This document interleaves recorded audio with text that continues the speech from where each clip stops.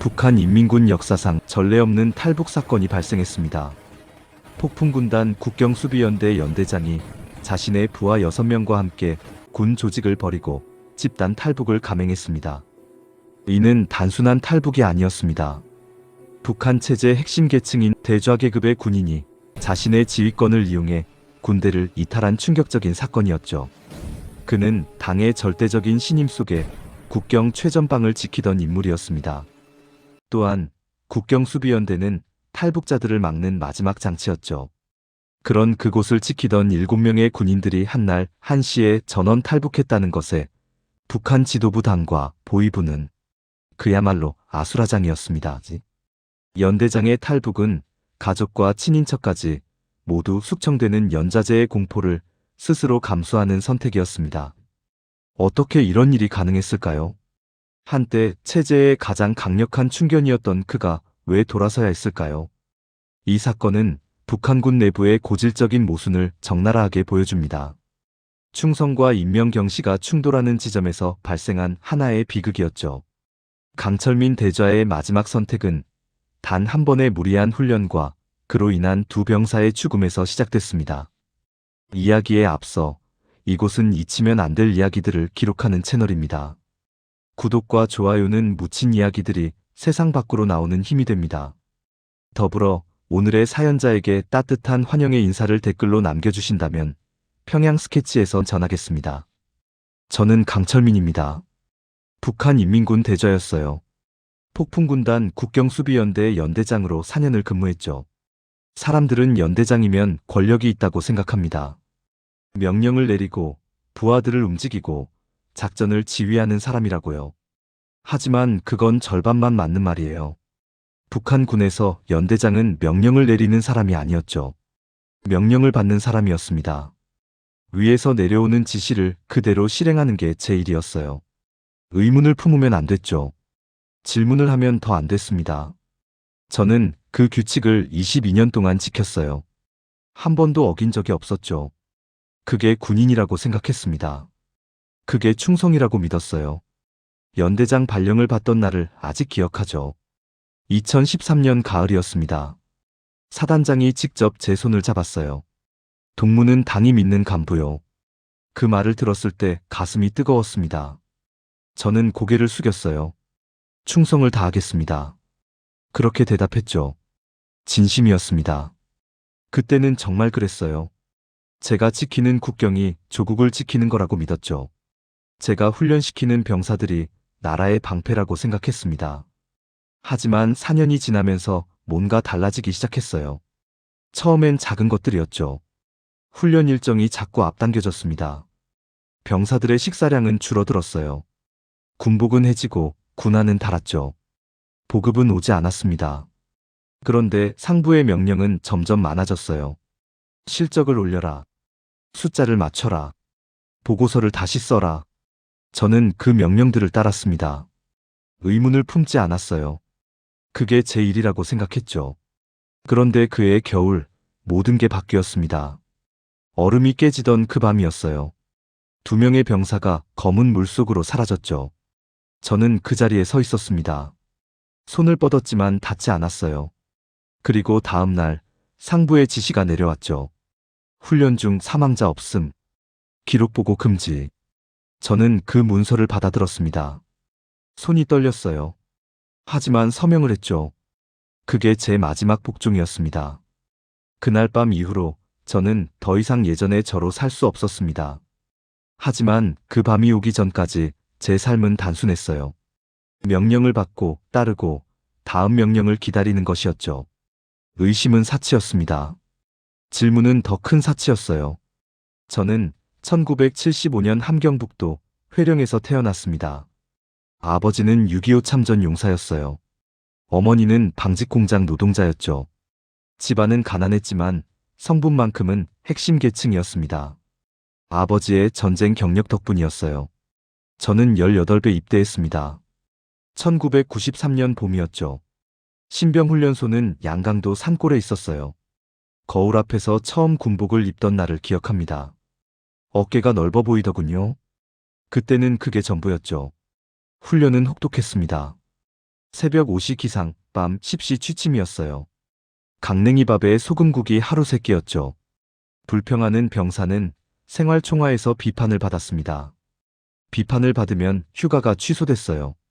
저는 입을 다물었죠. 다른 병사들도 마찬가지였습니다. 침묵이 생존이었어요.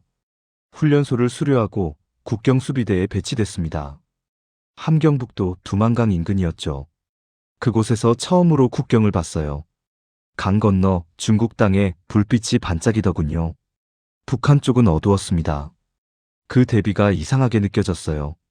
하지만 오래 생각하지 않았죠. 생각은 위험한 것이었습니다.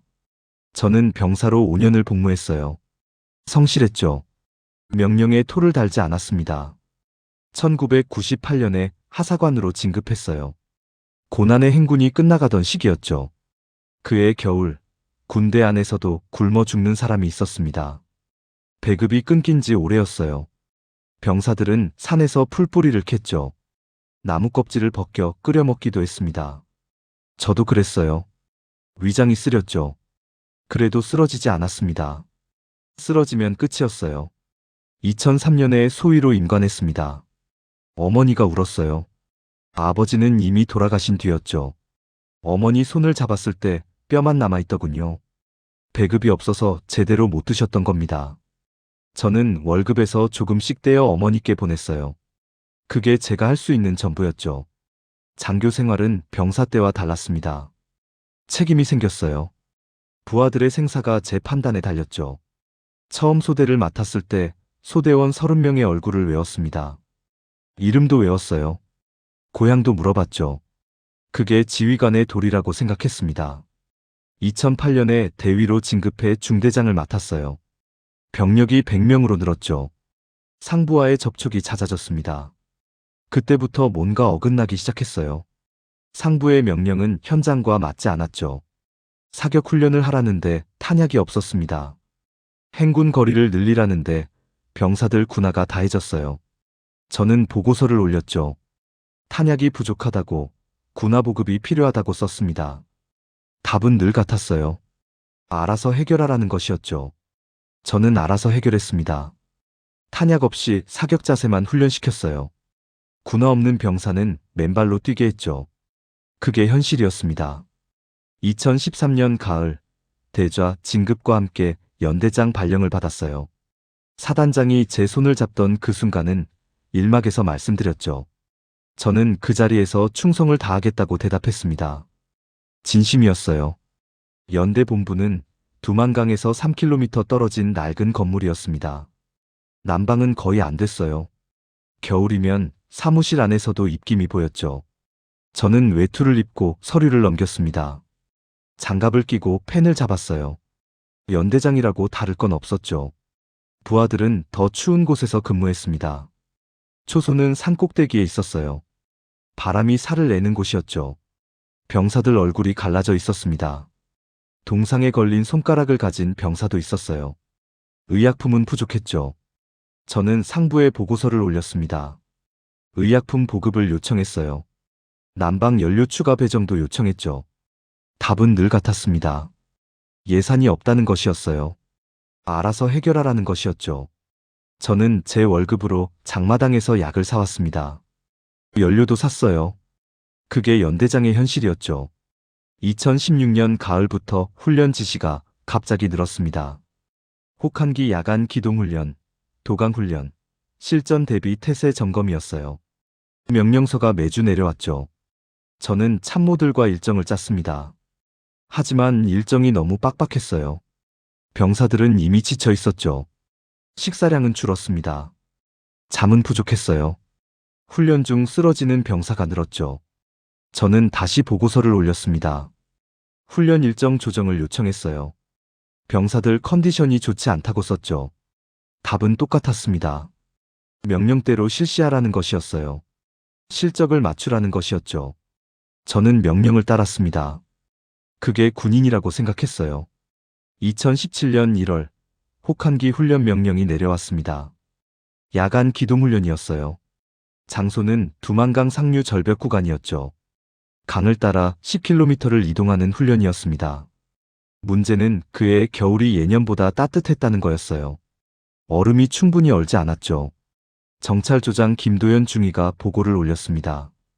연대장 동무 얼음 두께가 15cm도 안 되는 구간이 있습니다. 저는 그 보고서를 상부에 그대로 올렸어요. 훈련 구간 얼음 상태 불량이라고 썼죠. 일정 연기 또는 경로 변경을 요청했습니다. 이틀 뒤 답이 왔어요. 훈련 일정 변경 불가. 예정대로 실시하라. 저는 그 문서를 오래 들여다봤습니다. 펜을 든 손이 미세하게 떨리더군요. 하지만 서명했어요. 명령이었으니까요. 저는 22년 동안 명령을 따르는 법만 배웠습니다. 거부하는 법은 배운 적이 없었어요. 그리고 그날 밤이 왔죠. 훈련 시작 시각은 22시였습니다. 기온은 영하 23도였어요. 바람은 초속 8m로 불었죠. 병사들이 절벽 아래 강가에 집결했습니다. 숨소리가 하얗게 피어올랐어요. 군홧발이 얼음을 밟는 소리가 들렸죠. 저는 선두에 섰습니다. 뒤를 돌아봤어요. 어둠 속에서 병사들의 눈이 희미하게 빛나더군요. 저는 손을 들었습니다. 출발 신호였죠. 그리고 걷기 시작했어요. 얼음 위를 걸었습니다. 발밑에서 삐걱거리는 소리가 났어요. 신경 쓰이더군요. 하지만 멈추지 않았죠. 명령이었으니까요. 그때는 몰랐습니다. 그 밤이 제 인생을 바꿀 줄은요. 얼음 위를 걷는 소리가 어둠 속에 퍼졌습니다. 삐걱삐걱. 군홧발이 얼음을 누를 때마다 그 소리가 났어요. 저는 신경을 곤두세웠죠. 선두에 서서 앞만 보고 걸었습니다.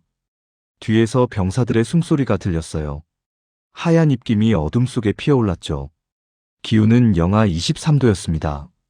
바람은 얼굴을 핥히듯 불었어요. 손가락 끝이 저려오더군요. 장갑을 꼈는데도 소용이 없었습니다. 저는 멈추지 않았어요. 멈출 수 없었죠. 명령이었으니까요. 절벽 아래 강은 폭이 좁았습니다. 양쪽으로 바위가 솟아 있었어요. 달빛이 얼음 위에 희미하게 내려앉았죠. 저는 발밑을 살폈습니다. 얼음색이 고르지 않더군요. 어두운 부분이 중간중간 보였어요. 그 부분은 얼음이 얇다는 뜻이었죠. 김도연 중위의 보고가 떠올랐습니다. 15cm도 안 되는 구간이 있다고 했어요. 저는 경로를 틀었죠. 어두운 부분을 피해 가장자리로 걸었습니다. 뒤따르는 병사들에게 손짓했어요. 이쪽으로 오라는 신호였죠.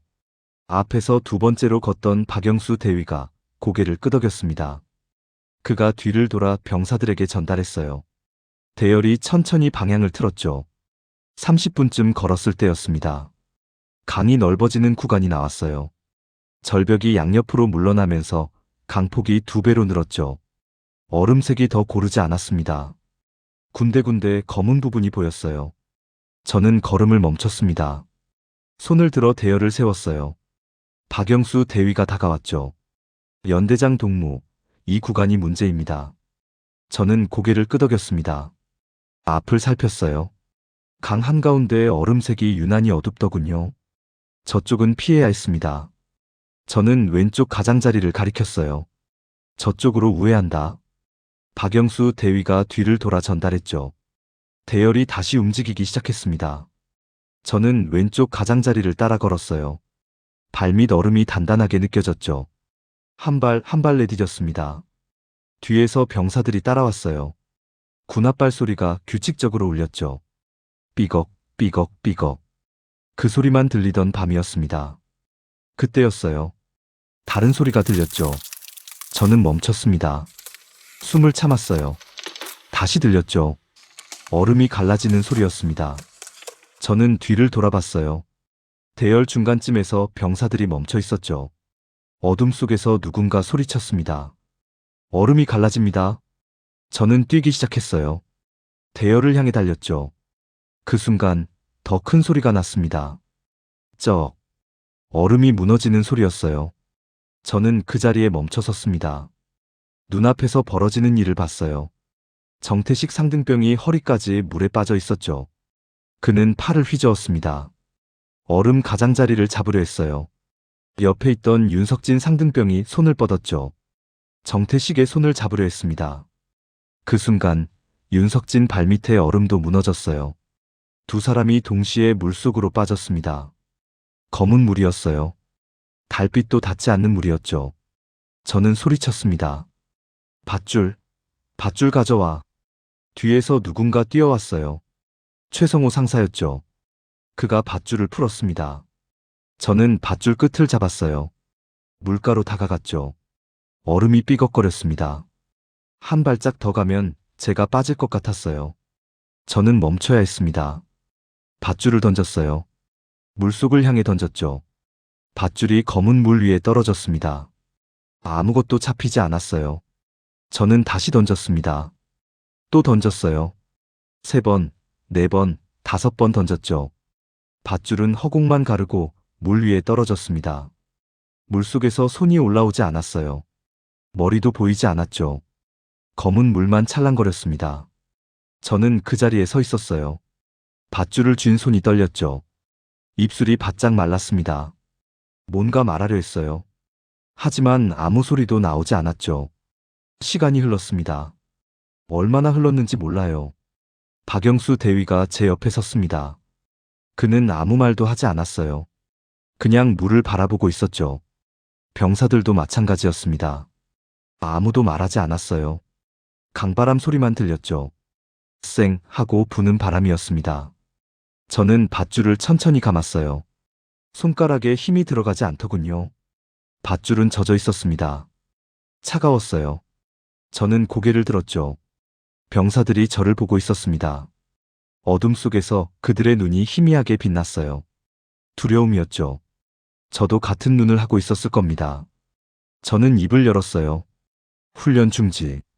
귀환한다. 그게 제가 할 수 있는 전부였습니다. 대열이 돌아섰어요. 왔던 길을 되돌아갔죠. 아무도 말하지 않았습니다. 군홧발 소리만 울렸어요. 삐걱삐걱. 아까와 같은 소리였죠. 하지만 뭔가 달랐습니다. 소리가 더 크게 들렸어요. 더 무겁게 느껴졌죠. 저는 앞만 보고 걸었습니다. 뒤를 돌아볼 수 없었어요. 물속에 두고 온 두 사람의 얼굴이 떠올랐죠. 정태식 상등병. 21살이었습니다. 함경남도 신포 출신이었어요. 입대한 지 2년 됐죠. 고향에 어머니가 계셨습니다. 윤석진 상등병. 22살이었어요. 평안북도 삭주 출신이었죠. 여동생이 둘 있었습니다. 제대하면 장마당에서 장사를 하겠다고 했어요. 그 두 사람이 검은 물속에 있었습니다. 저는 걸으면서 주먹을 쥐었어요. 손톱이 손바닥을 파고들었죠. 아팠습니다. 하지만 그 아픔이 필요했어요. 울면 안 됐죠. 지휘관은 울면 안 됐습니다. 연대 본부에 도착한 건 새벽 3시였어요. 저는 곧바로 사무실로 갔죠. 통신병 최성호 상사에게 지시했습니다. 상부에 보고하라고요. 훈련 중 사고가 발생했다고 전하라고 했어요. 병사 2명이 사망했다고요. 최성호 상사가 고개를 끄덕였습니다. 그는 통신기 앞에 앉았어요. 저는 사무실 의자에 앉았죠. 창밖이 어두웠습니다. 달빛도 사라진 뒤였어요. 손을 내려다봤습니다. 밧줄을 쥐었던 손이었죠. 손바닥에 붉은 자국이 남아 있었어요. 저는 그 자국을 오래 봤습니다. 내가 더 빨리 뛰었으면 살렸을까? 그 생각이 머리를 떠나지 않았어요. 밧줄을 더 멀리 던졌으면 닿았을까? 처음부터 그 구간을 피했으면 됐을까? 하지만 이미 늦었죠. 두 사람은 물속에 있었습니다. 새벽 5시에 상부에서 연락이 왔어요. 사단 참모장이었죠. 강철민 동무, 보고받았소. 저는 수화기를 귀에 댔습니다. 예, 참모장 동무. 사고 경위서 올리시오. 오늘 정오까지. 알겠습니다. 통화는 그게 끝이었어요. 저는 수화기를 내려놓았죠. 경위서를 쓰기 시작했습니다. 사고 시각, 장소, 상황을 적었어요. 사망자 이름도 적었죠. 정태식 상등병, 윤석진 상등병. 펜을 쥔 손이 떨렸습니다. 두 사람의 얼굴이 떠올랐어요. 저는 펜을 멈추지 않았죠. 경위서를 다 쓰고 상부에 올렸습니다. 그리고 기다렸어요. 오후 2시에 답이 왔습니다. 문서 한 장이었죠. 저는 그 문서를 펼쳤어요. 글자가 눈에 들어왔습니다. 짧았어요. 2줄이었죠. 훈련 중 사망자 없음. 기록 보고 금지. 저는 그 문서를 오래 들여다봤습니다. 글자가 흐릿하게 보이더군요. 눈이 침침한 건지 다른 이유인지 몰랐어요. 저는 문서를 다시 읽었죠. 훈련 중 사망자 없음. 사망자가 없다고요. 정태식 상등병이 없다는 뜻이었습니다. 윤석진 상등병이 없다는 뜻이었어요. 두 사람이 물속에 빠지는 걸 제가 봤죠. 밧줄을 던졌습니다. 닿지 않았어요. 그런데 사망자가 없다고요. 저는 문서를 책상 위에 내려놓았습니다. 손이 떨렸어요. 가슴이 답답하더군요. 숨이 제대로 쉬어지지 않았죠. 창밖을 봤습니다. 해가 기울고 있었어요. 연대 막사 지붕 위로 노을이 지더군요. 붉은 빛이었습니다. 피 같은 빛이었어요. 저는 고개를 돌렸죠. 문서를 다시 봤습니다. 기록 보고 금지. 기록을 남기지 말라는 뜻이었어요. 보고하지 말라는 뜻이었죠. 두 사람이 죽었는데 아무 기록도 남기지 말라는 겁니다. 저는 이해할 수 없었어요. 아니, 이해하고 싶지 않았죠. 하지만 명령이었습니다. 상부에서 내려온 명령이었어요. 저는 22년 동안 명령을 따랐죠. 한 번도 거부한 적이 없었습니다. 그게 군인이라고 생각했어요. 그런데 이건 달랐습니다. 사람이 죽었어요. 제 부하가 죽었죠. 그 죽음을 없던 일로 하라는 겁니다. 저는 의자에서 일어났어요. 창가로 걸어갔죠. 유리창에 제 얼굴이 비쳤습니다. 낯선 얼굴이었어요. 눈 밑에 그늘이 져 있더군요. 입술이 바짝 말라 있었죠. 저는 창밖을 바라봤습니다. 연대 막사가 보였어요. 병사들이 움직이고 있었죠. 평소와 다름없는 풍경이었습니다. 하지만 뭔가 달랐어요. 어제까지 그 막사에 정태식이 있었습니다. 윤석진이 있었어요. 오늘은 없었죠. 영원히 없을 거였습니다. 저는 주먹을 쥐었어요. 손톱이 손바닥을 파고들었죠. 이게 맞는 건가? 그 질문이 머릿속을 떠나지 않았습니다. 명령이니까 따라야 하는 건가? 사람이 죽었는데 기록도 남기지 않는 게 맞는 건가? 저는 답을 찾을 수 없었어요. 22년 동안 명령을 따르기만 했죠. 질문하는 법을 몰랐습니다. 그런데 그날 질문이 멈추지 않았어요. 저녁이 됐습니다. 참모 박영수 대위가 사무실로 왔어요. 그는 문 앞에 서서 저를 봤죠. 얼굴이 굳어 있었습니다. 연대장 동무, 상부 지시 받으셨습니까? 저는 고개를 끄덕였어요. 받았소. 박영수 대위가 잠시 침묵했습니다. 그리고 낮은 목소리로 물었어요. 어떻게 하실 겁니까? 저는 대답하지 못했습니다. 창밖을 바라봤어요. 어둠이 내려앉고 있었죠. 박영수 대위도 말을 잇지 않았습니다. 그냥 서 있었어요. 둘 다 침묵 속에 있었죠. 얼마나 지났는지 모르겠습니다. 저는 입을 열었어요. 시키는 대로 해야지. 그게 제 대답이었습니다. 박영수 대위가 고개를 숙였어요. 알겠습니다. 그는 돌아섰죠. 문을 열고 나갔습니다. 저는 혼자 남았어요. 사무실이 조용해졌죠. 책상 위에 문서가 놓여 있었습니다. 훈련 중 사망자 없음. 저는 그 문서를 집어들었어요. 서랍을 열었죠. 문서를 서랍 안에 넣었습니다. 서랍을 닫았어요. 눈에서 치웠죠. 하지만 머릿속에서는 사라지지 않았습니다. 그날 밤 저는 잠들지 못했어요. 침대에 누웠지만 눈이 감기지 않았죠. 천장을 바라봤습니다. 어둠 속에서 두 사람의 얼굴이 보이는 것 같았어요. 정태식, 윤석진. 물속으로 사라지던 모습이 떠올랐죠. 손을 뻗던 모습이 보였습니다. 밧줄이 닿지 않던 순간이 재생됐어요. 저는 눈을 감았습니다. 하지만 보였죠. 눈을 떴어요. 여전히 보였습니다. 날이 밝았습니다. 저는 평소처럼 일어났어요. 세수를 하고 군복을 입었죠. 거울을 봤습니다. 어제와 같은 얼굴이었어요. 하지만 뭔가 달랐죠. 눈빛이 달랐습니다. 저는 사무실로 갔어요. 참모들이 모여 있었죠.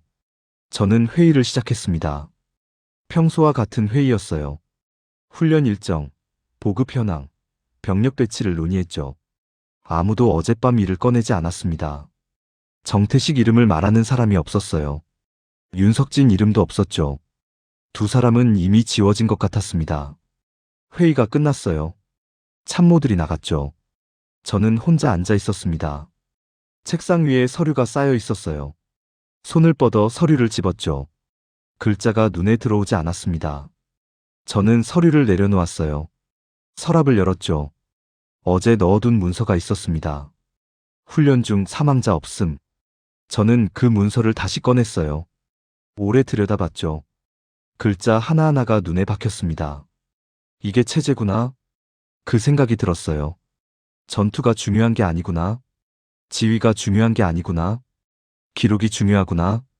침묵이 중요하구나. 저는 문서를 서랍에 다시 넣었습니다. 서랍을 닫았어요. 손이 떨렸죠. 그날 이후 연대는 달라졌습니다. 병사들이 말이 없어졌어요. 훈련 중에도 조용했죠. 식사 시간에도 대화가 줄었습니다. 웃는 병사가 없었어요. 모두 입을 다물고 있었죠. 저는 막사를 돌아다녔습니다. 병사들의 얼굴을 살폈어요. 눈빛이 어두웠죠. 두려움이 보였습니다. 나도 저럴 수 있다. 그 생각을 하고 있는 눈빛이었어요. 나도 죽을 수 있다. 그리고 기록도 남지 않을 수 있다.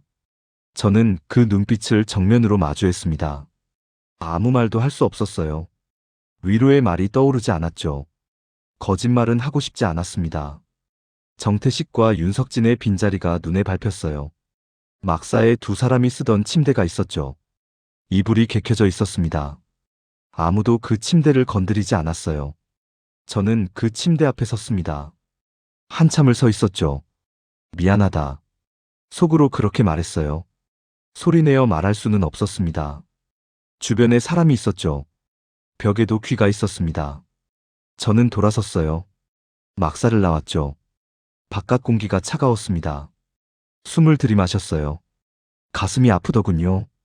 일주일이 지났습니다. 상부에서 새로운 명령이 내려왔어요. 다음 달 훈련 일정이었죠. 또 야간 기동 훈련이 포함되어 있었습니다. 저는 그 문서를 들고 오래 앉아 있었어요. 손이 떨렸죠. 또 죽으면 어떡하지? 그 생각이 들었습니다.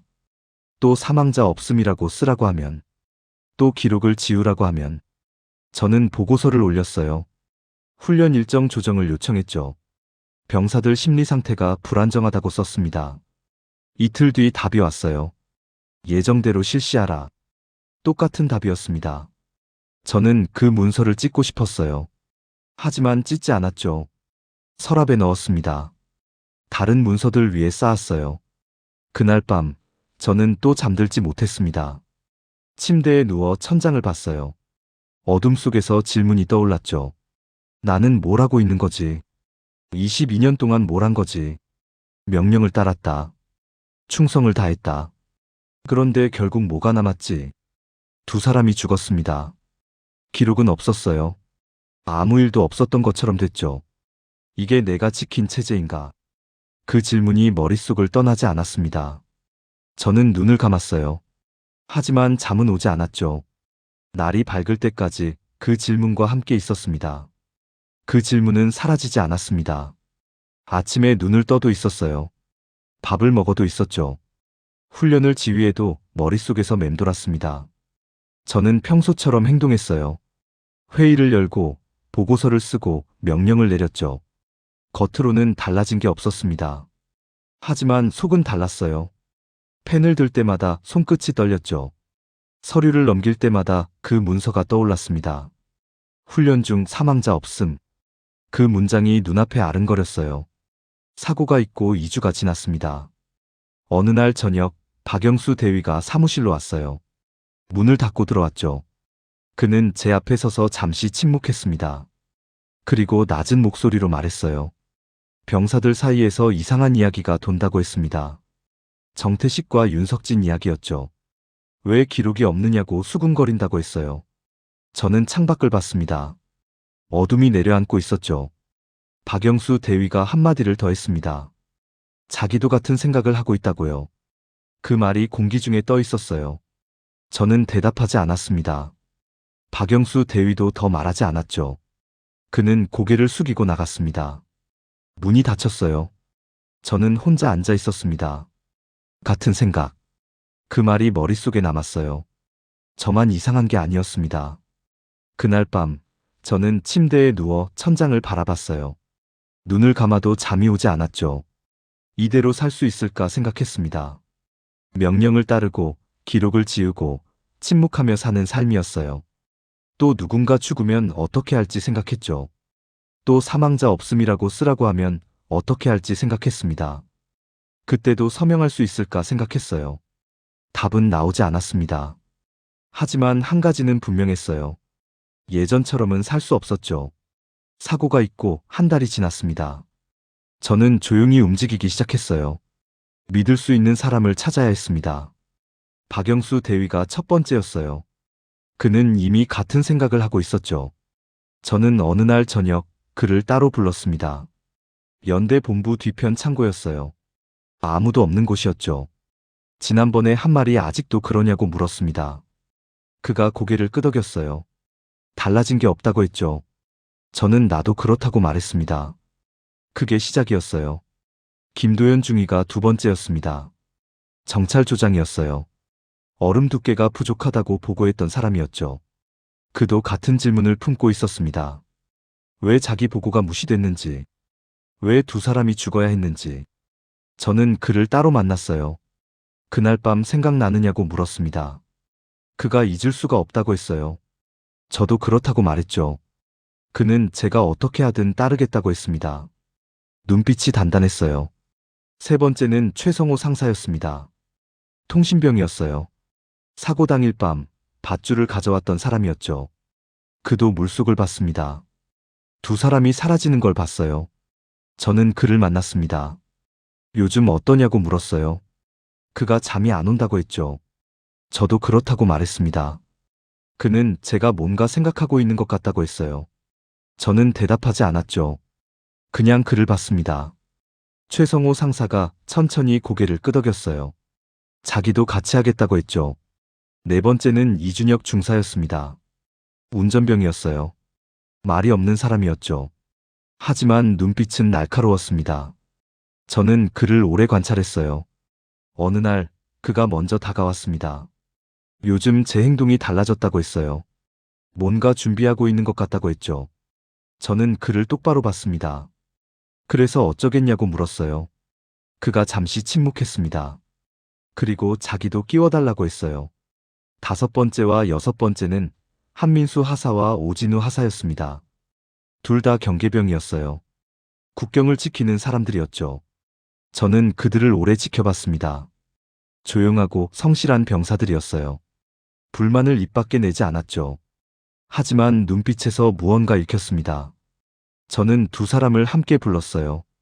지금 이 삶에 만족하느냐고 물었습니다. 둘 다 고개를 저었어요. 저도 그렇다고 말했죠. 그렇게 6명이 모였습니다. 박영수 대위, 김도연 중위, 최성호 상사, 이준혁 중사, 한민수 하사, 오진우 하사였어요. 저까지 7명이었죠. 우리는 조용히 만났습니다. 연대 본부 뒤편 창고에서, 야간 순찰 중 인적 없는 곳에서, 훈련 후 숲속에서, 한 번에 2~3명씩만 모였어요. 눈에 띄면 안 됐습니다. 보위부가 어디서 지켜보는지 몰랐죠. 저는 이대로는 못 살겠다고 말했어요. 모두 고개를 끄덕였습니다. 나가야겠다고 말했죠. 아무도 놀라지 않았어요. 이미 알고 있었던 것처럼 보였습니다. 저는 각오가 됐느냐고 물었어요. 모두 됐다고 했습니다. 실패하면 죽는다고 말했어요. 알고 있다고 했죠. 가족도 위험해진다고 말했습니다. 연좌제가 있다고 했어요. 그래도 알고 있다고 했습니다. 침묵이 흘렀어요. 무거운 침묵이었죠. 저는 기다렸습니다. 누군가 마음을 바꿀 수도 있었어요. 하지만 아무도 물러서지 않았습니다. 저는 그럼 준비하겠다고 말했어요. 그게 시작이었죠. 계획을 세우기 시작했습니다. 국경을 넘어야 했어요. 두만강이었죠. 제가 4년 동안 지켜온 강이었습니다. 제가 막아온 길을 제가 가야 했어요. 시기가 중요했습니다. 겨울이 가장 좋았어요. 강이 얼어 있으니까요. 하지만 아무 때나 되는 건 아니었습니다. 얼음이 충분히 두꺼워야 했어요.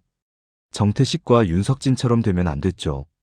김도연 중위에게 정찰을 맡겼습니다. 그는 매일 강의 상태를 확인했어요. 얼음 두께를 측정했죠. 경계병 교대 시간을 파악했습니다. 초소 위치와 시야각을 기록했어요. 저는 그 정보를 모았습니다. 머릿속으로 지도를 그렸어요. 어디로 갈지, 언제 갈지, 어떻게 갈지 계획했죠. 경로는 두 가지였습니다. 첫 번째는 두만강 상류였어요. 산악지형이라 감시가 덜했죠. 하지만 절벽이 많았습니다. 위험했어요. 두 번째는 두만강 중류였습니다. 평지라 이동이 쉬웠어요. 하지만 초소가 촘촘했죠. 발각될 위험이 컸습니다. 저는 첫 번째 경로를 택했어요. 위험하더라도 감시가 덜한 쪽이 나았습니다. 발각되면 끝이었죠. 시간은 새벽 2시로 정했어요. 경계병 교대 직후였습니다. 그때가 감시가 가장 느슨했어요. 교대한 병사들이 자리를 잡는데 시간이 걸렸죠. 그 틈을 노려야 했습니다. 날짜는 2월 15일로 정했어요. 보름달이 지난 직후였습니다. 달빛이 약해서 어두울 때였죠. 김도연 중위가 그 시기 얼음 상태를 확인했어요. 두께가 25cm 이상이라고 했습니다. 사람이 지나가도 될 정도였죠.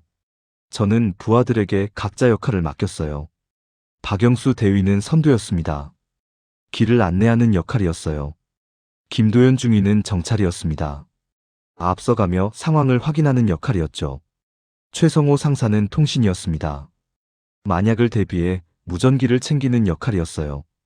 이준혁 중사는 흠이었습니다. 뒤를 지키는 역할이었죠. 한민수 하사와 오진우 하사는 중간이었습니다. 대열을 유지하는 역할이었어요. 저는 전체를 지휘했습니다. 모든 결정은 제가 내렸어요. 모든 책임도 제가 졌죠. 2월 초부터 준비를 시작했습니다. 식량을 모았어요. 조금씩 눈에 띄지 않게 모았죠. 강냉이와 감자를 말렸습니다. 물통도 챙겼어요. 방한복은 각자 자기 것을 입기로 했습니다. 새로 구하면 의심받을 수 있었어요. 칼은 한 자루씩 준비했습니다. 호신용이었어요. 총은 가져가지 않기로 했습니다. 총성이 나면 끝이었죠. 2월 10일, 저는 마지막으로 집에 갔습니다. 아내 수진이와 아들 혁이가 있었어요. 평소처럼 저녁을 먹었습니다. 아무 말도 하지 않았어요. 혁이가 학교 이야기를 했습니다. 수진이가 반찬이 부실하다고 미안해했어요. 저는 괜찮다고 말했습니다. 밥을 먹으면서 두 사람의 얼굴을 봤어요. 오래 봤죠. 눈에 담았습니다. 미안하다. 속으로 그렇게 말했어요. 소리내어 말할 수는 없었습니다. 말하면 들킬 수 있었죠. 저녁을 먹고 혁이와 마당에 나갔습니다. 별이 많은 밤이었어요. 혁이가 별을 가리키며 이름을 물었습니다. 저는 아는 대로 알려줬어요. 북두칠성, 카시오페이아, 북극성이었죠. 혁이가 신기해했습니다. 저는 그 모습을 봤어요. 가슴이 아프더군요. 다시 볼 수 있을까? 그 생각이 스쳤습니다. 하지만 밀어냈어요. 지금은 생각하면 안 됐습니다. 2월 14일 밤, 저는 연대 본부에서 마지막 서류를 정리했습니다. 책상 위에 놓인 것들을 치웠어요. 서랍 속 문서들을 확인했습니다. 훈련 중 사망자 없음. 그 문서가 아직 있었어요. 저는 그 문서를 꺼냈습니다. 오래 들여다봤어요. 정태식의 얼굴이 떠올랐습니다. 윤석진의 얼굴도 떠올랐어요. 물속으로 사라지던 모습이 보였죠. 저는 그 문서를 책상 위에 올려놓았습니다. 누군가 발견하길 바랐어요. 언젠가 진실이 드러나길 바랐죠. 창밖을 봤습니다. 달이 없는 밤이었어요. 어둠이 짙었습니다. 내일이면 이 자리를 떠나는 거였어요. 4년 동안 앉았던 자리였습니다. 22년 동안 지켜온 체제를 떠나는 거였죠. 저는 창문을 열었습니다. 찬 공기가 들어왔어요. 깊이 들이마셨습니다. 마지막이었어요. 내일 밤이면 모든 게 바뀔 터였죠. 성공하면 자유, 실패하면 죽음. 둘 중 하나였습니다. 저는 창문을 닫았어요. 불을 끄고 사무실을 나왔습니다. 복도가 어두웠어요. 발소리가 울렸죠. 저는 천천히 걸었습니다. 내일을 준비해야 했어요. 2월 15일이 밝았습니다. 저는 평소처럼 일어나 세수를 하고 군복을 입었어요. 거울 앞에 섰을 때 어제와 같은 얼굴이 보였지만 오늘이 마지막이라는 걸 저만 알고 있었죠. 이 군복을 입는 마지막 날이었습니다. 아침 회의를 열었어요.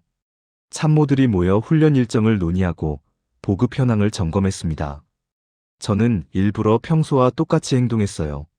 목소리 톤도, 표정도, 손짓도 어제와 다르지 않게 유지했죠. 의심을 사면 안 됐습니다. 회의가 끝나고 점심을 먹었어요.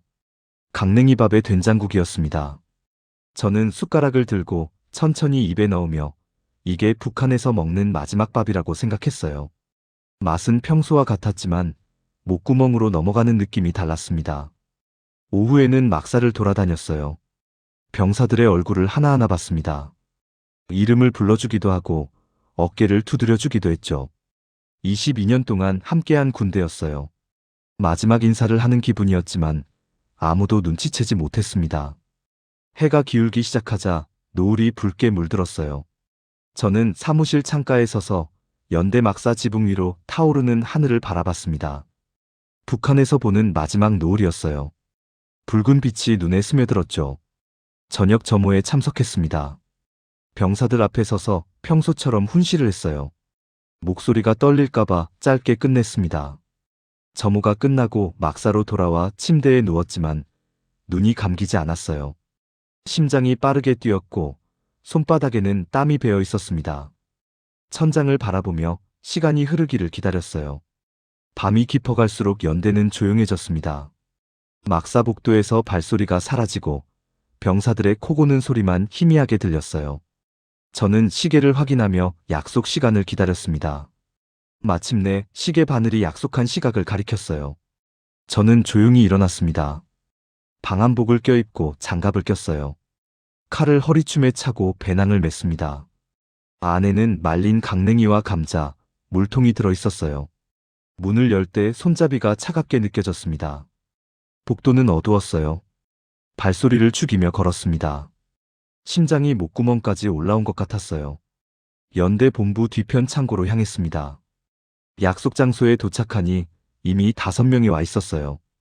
박영수 대위, 김도연 중위, 최성호 상사, 이준혁 중사, 한민수 하사였습니다.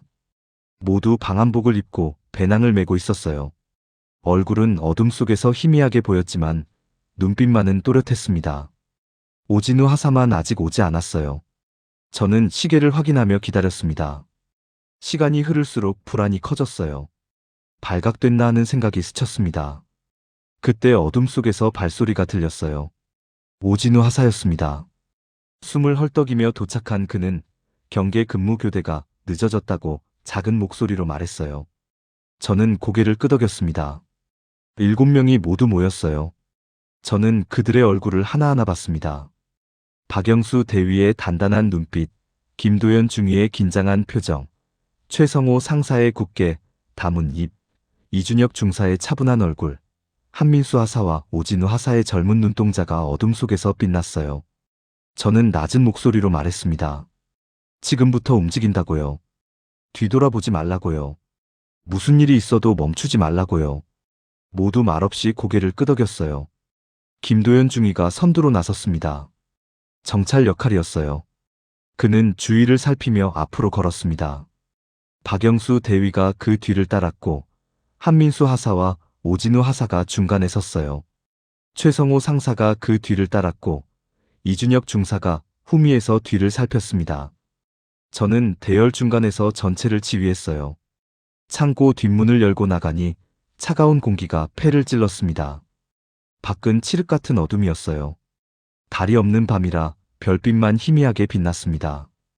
기온은 영하 20도 아래였고 숨을 내쉴 때마다 입김이 하얗게 피어올랐어요. 우리는 숲으로 들어갔습니다. 나뭇가지 사이로 걸을 때마다 발밑에서 눈이 뽀드득 소리를 냈어요.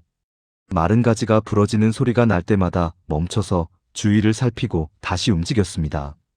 숨소리조차 죽이며 걸었어요. 심장은 빠르게 뛰었지만 발걸음은 조심스러웠습니다. 숲을 빠져나가는데 30분쯤 걸렸어요. 나무들이 끝나고 언덕이 나타났습니다. 언덕 너머가 강이었어요. 두만강이었습니다. 제가 4년 동안 지켜온 강, 제가 막아온 국경이 바로 저 아래 있었어요. 언덕 정상에 올라서니 강이 내려다 보였습니다. 얼어붙은 강 위로 흰 눈이 덮여 있었어요. 어둠 속에서도 그 흰색이 희미하게 빛났습니다. 강 건너편에 작은 불빛들이 보였어요. 중국 쪽 마을이었습니다. 저 불빛까지 가면 되는 거였어요. 저 불빛까지만 가면 됐습니다. 저는 가슴이 뛰었어요. 동시에 정태식과 윤석진의 얼굴이 떠올랐습니다. 그날 밤 얼음이 깨지던 소리, 검은 물속으로 사라지던 두 사람의 모습이 스쳤어요. 하지만 저는 그 생각을 밀어냈습니다. 지금은 생각하면 안 됐어요. 김도연 중위가 손짓으로 아래로 내려가자는 신호를 보냈습니다. 우리는 언덕을 내려가기 시작했어요. 경사가 가팔랐습니다. 눈이 쌓여 미끄러웠어요. 한 발 내디딜 때마다 발이 눈 속으로 빠졌습니다. 한민수 하사가 균형을 잃고 넘어졌어요.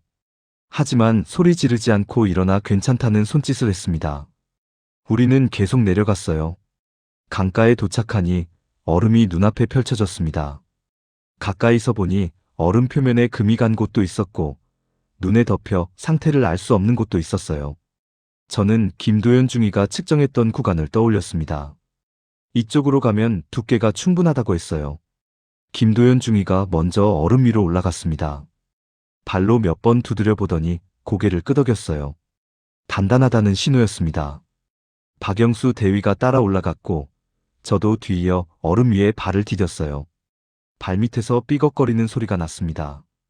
익숙한 소리였어요. 그날 밤에도 들었던 소리였죠. 저는 멈추지 않고 앞으로 걸었습니다. 강폭은 약 200m였어요. 200m만 건너면 됐습니다. 우리는 일렬로 걸었어요. 간격은 3m씩 유지했습니다. 한꺼번에 몰리면 얼음이 무게를 버티지 못할 수 있었어요. 김도연 중위가 앞장서서 천천히 걸었고 우리는 그의 발자국을 따라갔습니다. 발을 디딜 때마다 얼음이 신음소리 같은 소리를 냈어요. 50m쯤 갔을 때였습니다. 뒤에서 날카로운 소리가 밤 공기를 찢었어요. 호루라기 소리였습니다. 저는 뒤를 돌아봤어요.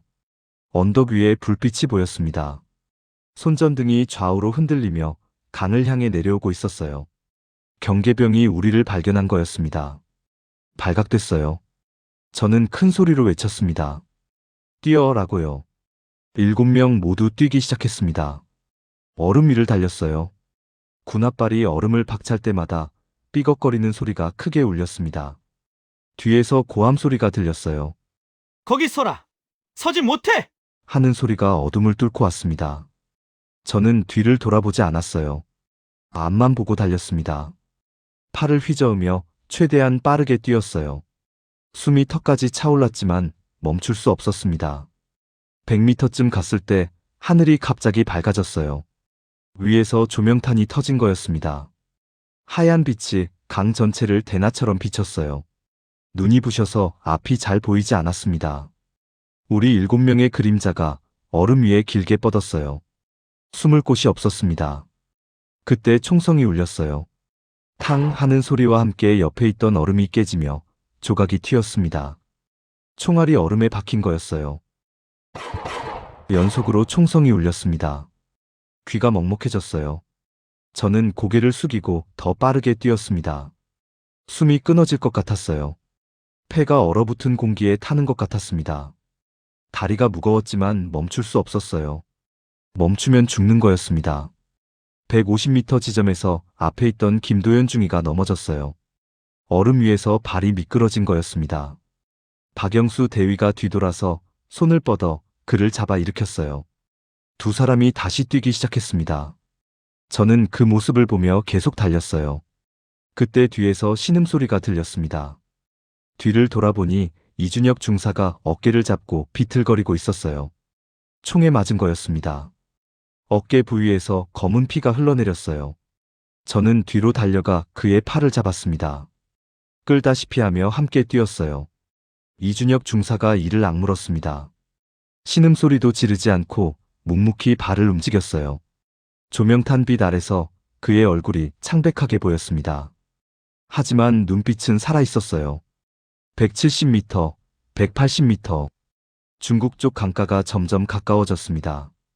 눈 덮인 땅이 보였어요. 김도연 중위가 먼저 강가에 닿아 얼음에서 뛰어내렸습니다. 눈 위에 착지하며 몸을 굴렸어요. 박영수 대위가 뒤따랐고 한민수 하사, 오진우 하사, 최성호 상사가 차례로 뛰어내렸습니다. 총성은 계속 울렸어요. 탕, 탕, 탕. 얼음 위로 총알이 박히며 튀어오른 조각이 제 얼굴에 닿았습니다. 차갑고 날카로웠지만 아프지 않았어요. 아픔을 느낄 여유가 없었습니다. 마지막 10m였어요. 저는 이준혁 중사와 함께 얼음 끝까지 달렸습니다. 강가로 뛰어내렸어요. 눈 위에 떨어지며 발이 푹 빠졌습니다. 하지만 땅이었어요. 중국 땅이었습니다. 저는 일어나 이준혁 중사를 일으켰어요. 둘이 숲 쪽으로 달렸습니다. 앞에서 다른 사람들이 뛰고 있었어요. 저는 그들을 따라 숲으로 들어갔습니다. 나뭇가지가 얼굴을 때렸지만 멈추지 않았어요. 뒤에서 들리던 총성이 점점 작아졌습니다. 강을 건너왔으니 북한 경비병들은 더 이상 쏠 수 없었어요. 중국 영토에서 총을 쏘면 국제 문제가 되니까요. 숲속으로 500m쯤 들어간 뒤에야 저는 멈췄습니다. 뒤를 돌아봤어요. 나무 사이로 강이 보였습니다. 조명탄 빛 아래 하얗게 빛나는 얼음이 보였어요. 방금 건너온 강이었습니다. 제가 4년 동안 지킨 강이었어요. 22년 동안 충성한 체제의 끝이 저기 있었습니다. 저는 숨을 몰아쉬었어요. 가슴이 터질 것 같았습니다. 폐 속으로 들어오는 공기가 칼날처럼 차가웠어요. 하지만 살아있었습니다. 박영수 대위가 다가왔어요. 얼굴에 땀이 얼어붙어 있었습니다. 김도연 중위도 왔어요. 숨을 헐떡이며 허리를 숙이고 있었습니다. 최성호 상사, 한민수 하사, 오진우 하사도 모였어요. 모두 살아있었습니다. 7명 전원이 강을 건넜어요. 이준혁 중사의 어깨에서 피가 계속 흘렀습니다. 최성호 상사가 배낭에서 천을 꺼내 어깨를 감쌌어요. 응급처치였습니다. 이준혁 중사가 이를 악물고 있었어요. 제가 괜찮겠느냐고 물었더니 고개를 끄덕이며 괜찮다고 했습니다. 저는 주위를 살폈어요. 빽빽한 숲이었습니다. 어디로 가야 할지 정확히 알 수 없었지만 일단 강에서 더 멀어져야 했어요. 북한 쪽에서 추격조가 올 수도 있었습니다. 저는 앞으로 걷기 시작했어요.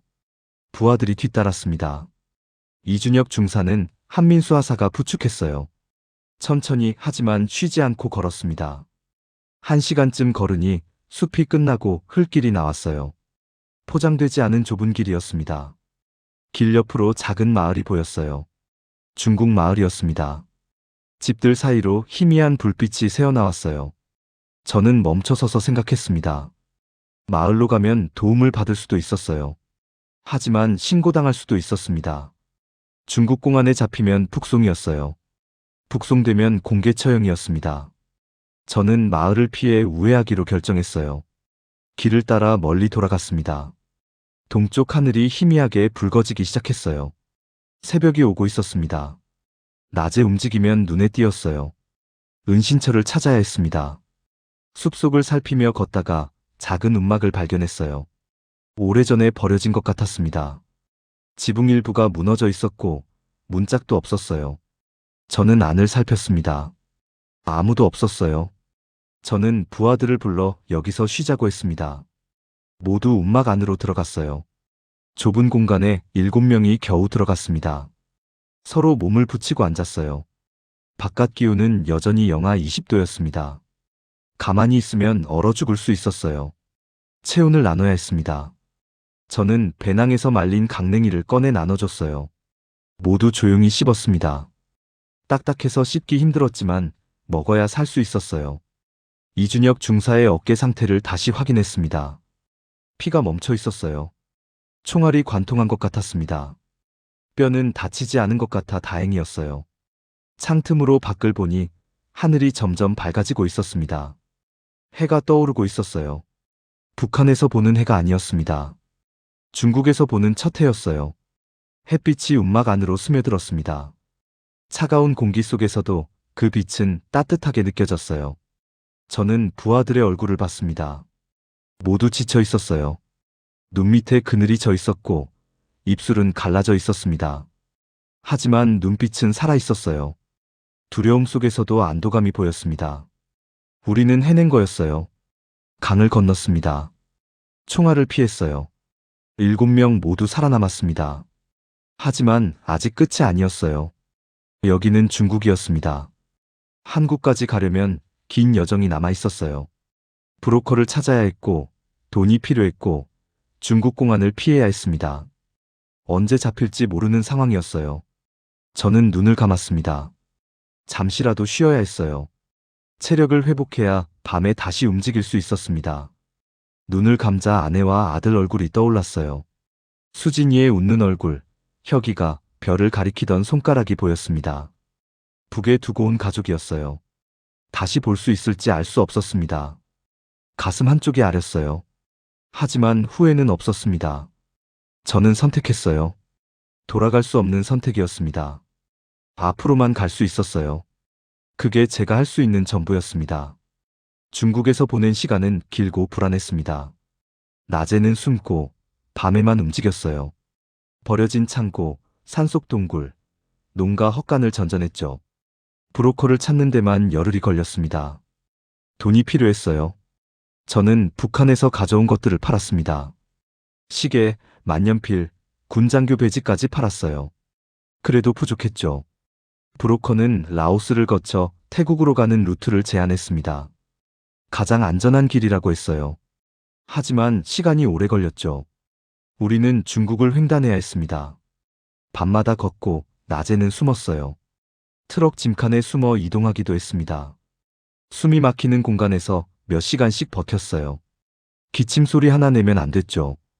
이준혁 중사의 어깨는 천천히 아물었습니다. 제대로 된 치료를 받지 못해 흉터가 크게 남았어요. 하지만 그는 불평하지 않았습니다. 묵묵히 걸었어요. 라오스 국경을 넘을 때가 가장 위험했습니다. 국경 경비가 삼엄했어요. 브로커가 뇌물을 쓰고 우리를 통과시켰죠. 그때 심장이 터질 것 같았습니다. 손에 땀이 흥건했어요. 숨을 참고 앞만 봤죠. 태국에 도착했을 때 다리에 힘이 풀렸습니다. 한국 대사관을 찾아갔어요. 문 앞에 섰을 때 눈물이 났습니다. 22년 동안 한 번도 울지 않았는데 그때 처음 울었어요. 대사관에서 한 달을 머물렀습니다. 신원 확인 절차가 있었어요. 북한군 고위 간부 출신이라 조사가 더 오래 걸렸죠. 저는 모든 질문에 솔직하게 답했습니다. 숨길 것이 없었어요. 그리고 마침내 비행기를 탔습니다. 인천공항에 내렸을 때 저는 창밖을 봤어요. 활주로 위로 비가 내리고 있었습니다. 한국의 비였어요. 북한의 비와 같은 물인데 다르게 느껴졌죠. 공항을 나서니 불빛이 쏟아졌습니다. 건물마다 불이 켜져 있었어요. 간판들이 형형색색으로 빛났죠. 북한에서는 상상할 수 없는 풍경이었습니다. 평양도 밤이면 어두웠어요. 전기가 부족해서 가로등도 드문드문 켜졌죠. 그런데 여기는 달랐습니다. 밤인데도 나처럼 밝았어요. 국정원 조사를 받았습니다. 하나원에서 교육도 받았어요. 한국 사회에 적응하는 법을 배웠죠. 신용카드 쓰는 법, 지하철 타는 법, 휴대폰 사용법을 배웠습니다. 처음에는 모든 게 낯설었어요. 마트에 처음 갔을 때 저는 한참을 서 있었습니다. 진열대에 물건이 쌓여 있었어요. 과자, 음료수, 과일, 고기가 넘쳐났죠. 북한에서는 배급소에 줄을 서도 빈손으로 돌아올 때가 많았습니다. 그런데 여기서는 돈만 있으면 뭐든 살 수 있었어요. 저는 오렌지를 하나 집어들었습니다. 북한에서는 귀한 과일이었어요. 간부들이나 먹을 수 있었죠. 그런데 여기서는 누구나 살 수 있었습니다. 저는 그 오렌지를 오래 들여다봤어요. 손이 떨렸습니다. 부하들도 각자의 삶을 시작했어요. 박영수는 물류회사에 취직했습니다. 김도현은 경비업체에서 일하기 시작했어요. 최성호는 택시 운전을 배웠죠. 이준혁은 어깨 재활 치료를 받으며 천천히 회복했습니다. 한민수와 오진우는 검정고시를 준비했어요. 대학에 가고 싶다고 했죠. 저는 가끔 그들을 만났습니다. 함께 밥을 먹고 이야기를 나눴어요. 그날 밤 이야기는 잘하지 않았습니다. 말하지 않아도 서로 알고 있었어요. 어느 날 밤, 저는 아파트 베란다에 서 있었습니다. 서울의 야경이 내려다 보였어요. 빌딩마다 불이 켜져 있었습니다. 차들이 도로 위를 흘러갔어요. 북한에서는 볼 수 없는 풍경이었죠. 저는 문득 연대본부 사무실을 떠올렸습니다. 창밖으로 보이던 어두운 막사, 꺼진 가로등, 추위에 떠는 병사들이 생각났어요. 그리고 정태식과 윤석진이 떠올랐습니다. 검은 물속으로 사라지던 두 사람이었어요. 아직도 그들의 이름은 어디에도 기록되어 있지 않았습니다. 저는 고개를 숙였어요. 미안하다고 속으로 말했습니다. 소리내어 말할 수는 없었지만 마음속으로 계속 말했어요. 아내 수진이와 아들 혁이 생각도 났습니다. 북에 두고 온 가족이었어요. 지금 어디서 뭘 하고 있는지 알 수 없었습니다. 연좌제에 걸렸을 수도 있었어요. 관리소로 끌려갔을 수도 있었죠. 생각하면 가슴이 찢어지는 것 같았습니다. 하지만 후회하지 않으려고 했어요. 후회해도 돌아갈 수 없었으니까요. 탈북한 지 1년이 지난 어느 겨울 저녁이었습니다. 저는 부하들에게 연락했어요. 오랜만에 모이자고 했습니다. 다들 흔쾌히 응했어요. 서울 외곽의 작은 고깃집에서 만났습니다. 박영수, 김도연, 최성호, 이준혁, 한민수, 오진우. 6명 모두 왔어요.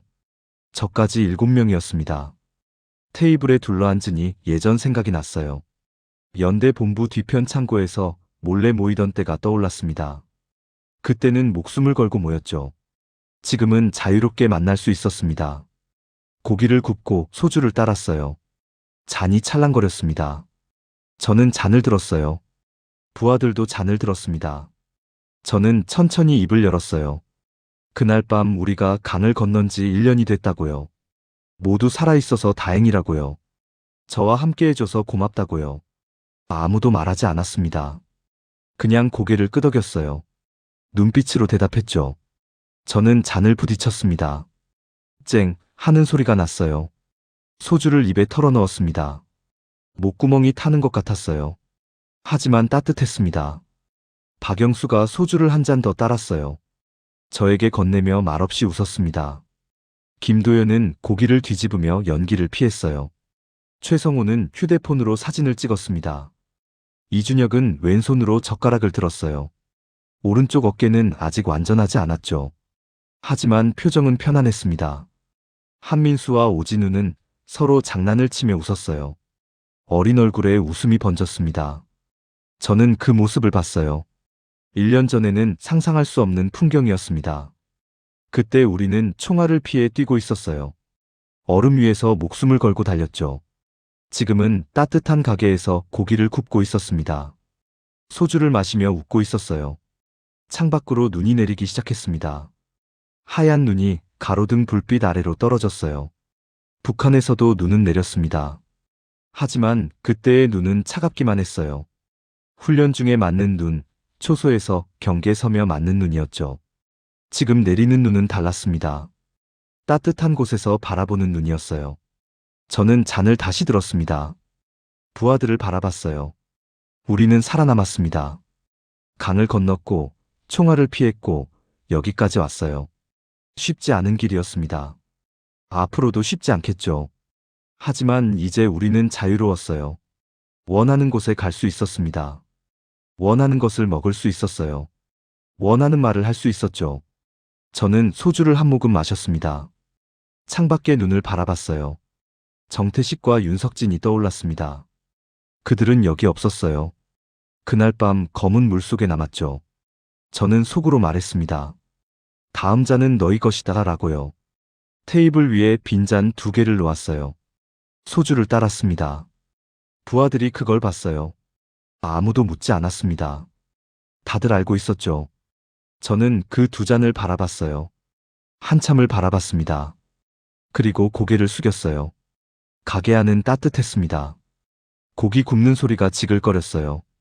소주병이 부딪히는 소리가 났습니다. 웃음소리가 들렸어요. 저는 그 소리들을 들으며 눈을 감았습니다. 이게 자유구나 하고 생각했어요. 이게 우리가 원했던 거구나 하고 생각했습니다. 밤이 깊어갔어요. 눈은 계속 내렸습니다. 우리 7명은 그 작은 가게에서 밤새 이야기를 나눴어요. 북한 이야기는 하지 않았습니다. 앞으로의 이야기만 했어요. 뭘 하고 싶은지, 어디에 가고 싶은지, 어떻게 살고 싶은지 이야기했습니다. 처음으로 미래를 말할 수 있었어요. 처음으로 꿈을 말할 수 있었습니다. 저는 그 밤을 오래 기억할 거예요. 눈 내리는 서울의 작은 고깃집에서 6명의 부하들과 함께 소주를 마시며 웃던 그 밤을요. 강철민 대자는 지금도 가끔 그날 밤을 떠올린다고 합니다. 얼음이 깨지던 소리, 검은 물속으로 사라지던 두 사람의 손이 눈에 선하다고 했죠.